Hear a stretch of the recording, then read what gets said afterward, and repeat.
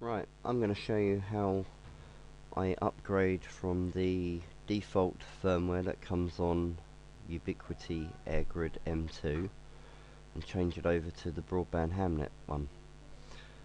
You'd have to go to www.broadbandhamnet.org, and if you click on the software download, you come to this page. Now you want the factory firmware, not the sys upgrade firmware. Sys upgrade firmware is for when you've already got Broadband Hamnet firmware on the device and you're upgrading to the latest version.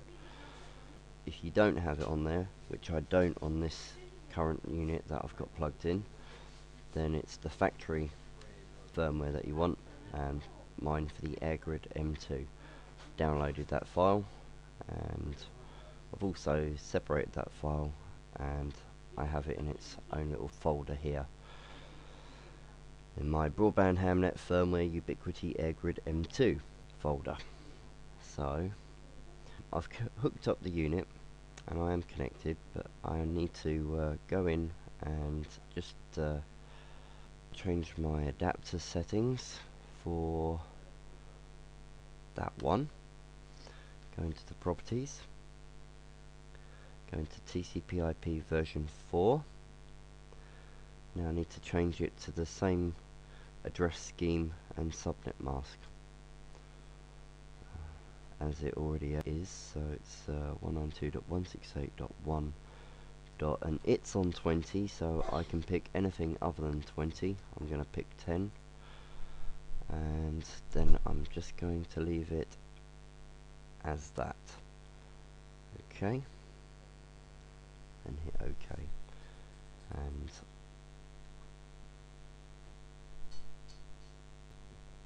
let's open a new tab here. Need to go to the unit, which is on 192.168.1.20. Default username and password is UBNT.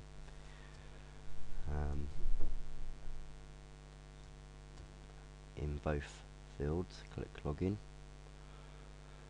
Let's not save that. Newsflash. Right, well, I'm sorry about the poor editing, but we have a newsflash from the writers of Broadband Hamnet.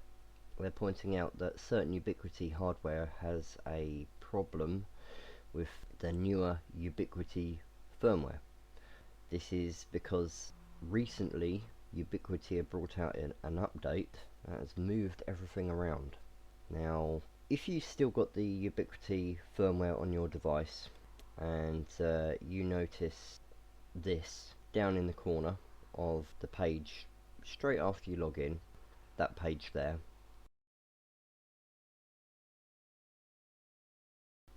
so if you notice that down there, don't download it. You'll just cause yourself some extra time. There is a way around this. There's more explanation here, which says that XMv5.6.x had a different bootloader than the most recent version, which is version 5.6x, which has caused the root file system, the configuration and EEPROM start and stop locations to all get moved around. For this page, they're saying for the Nanostation M, the Loco M, Picker Station M, HP, Bullet M, Rocket M, PowerBridge M, and Nanobridge M. Also in the M range, but not actually listed, there is the PowerBridge M, the Nanobridge M, and the AirGrid M. The AirGrid M is, I own two of them, so it's of little concern to me because they've already got Broadband Hamnet firmware on there, but I am a little bit concerned because when installing firmware on a new AirGrid, I will have to just roll back Ubiquiti firmware to an older version of the Ubiquiti firmware just prior to flashing the Broadband Hamnet firmware onto it. And that is the cure. That is the cure for this. If you have got the latest firmware on there, which has moved the locations of rootfs config and the EEPROM, then roll it back to an older version. So if you've got XM5.6 something on there, then roll it back to an earlier version of Ubiquiti's AirOS XM5.5.1 as an example there. The U-boot will be overwritten and the older version of OpenWRT can then be loaded onto the device successfully. For us hams, that means U-boot will be overwritten with the older version and broadband hamnet firmware can be loaded onto the device successfully. So make sure you pay attention to that first. Back to the video. What you want to do is then go to System, it's Update, choose the file.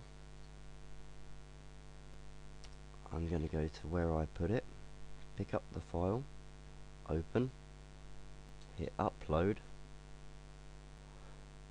Yes, it's third party. We'll go continue with update. And the firmware is being updated at the moment. I can see on the unit that power light is on, the LAN light is flashing on and off at 3 times a second, and the bar graph, which consists of 4 LEDs, 1 red, 1 orange, 2 green, is scrolling backwards and forwards. So it's in the middle of uploading and updating the firmware on the Ubiquiti AirGrid device.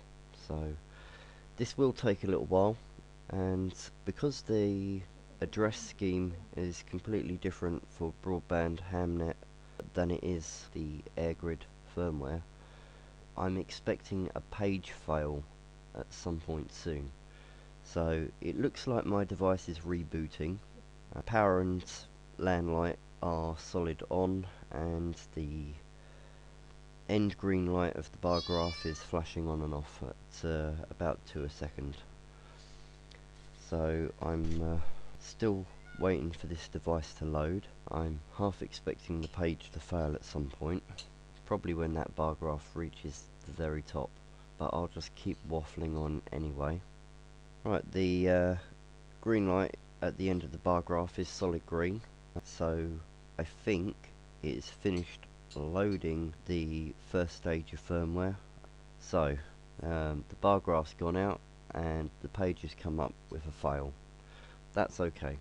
We'll go back into network sharing system and change adapter settings. Go back onto that one which I was on before. Go into the TCP/IP protocol version 4. Tell it to obtain everything automatically. Hit the OK. And I'm going to set that as home network. It's easier for now, but I will lock it down later on. Or maybe not, it depends who I'm sharing with. So what I want to do now is go to local node :8080, and here we go.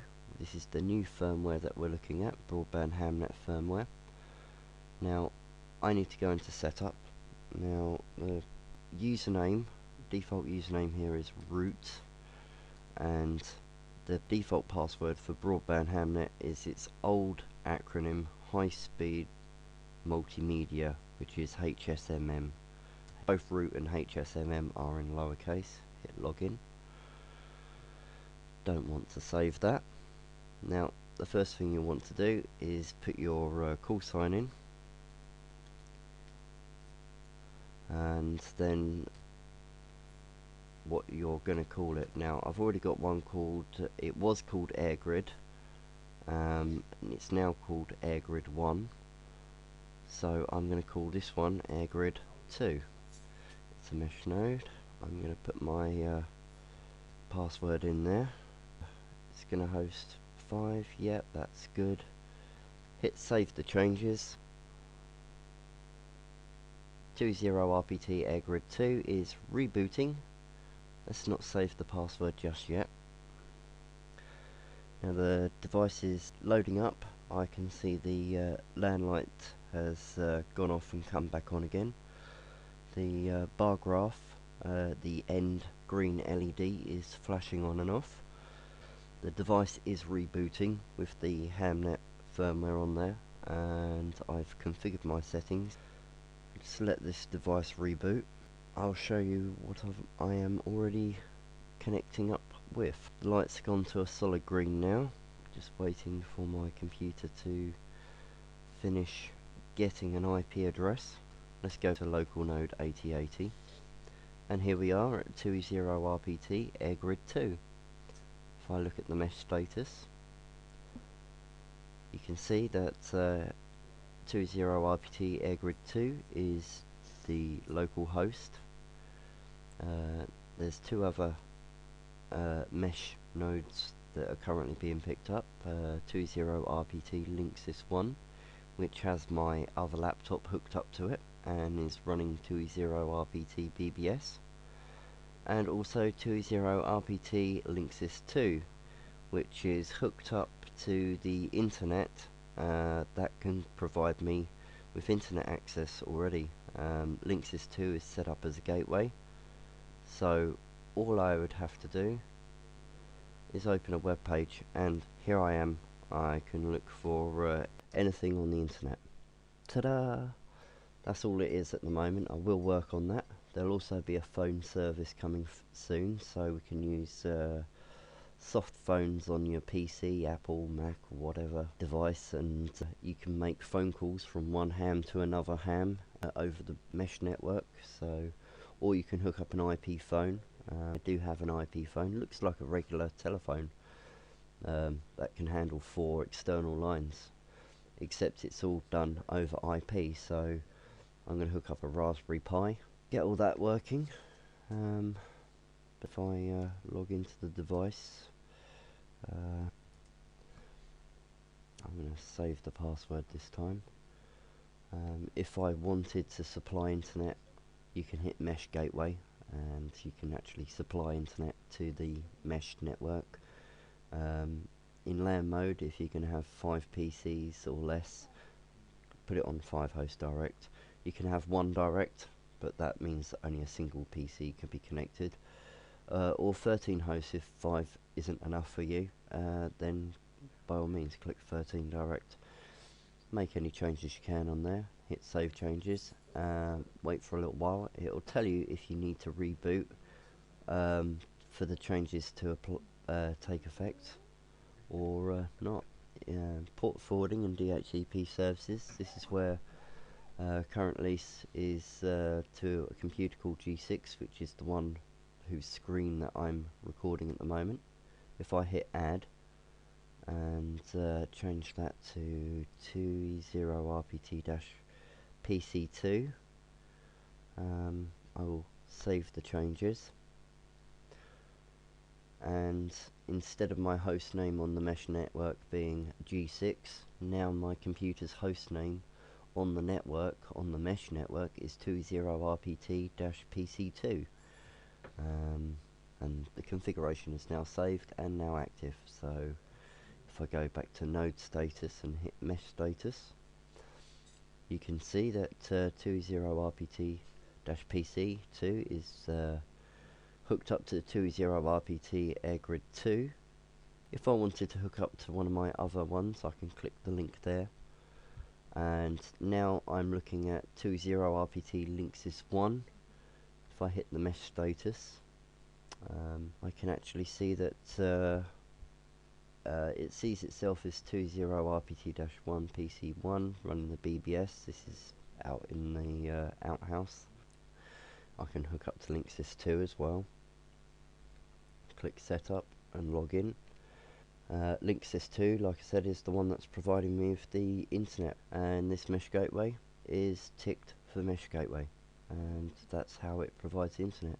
You can have more than one unit providing internet, and any broadband hamnet mesh users, they will automatically get their internet from whichever way is fastest, not the shortest amount of hops, but it's actually calculated by speed.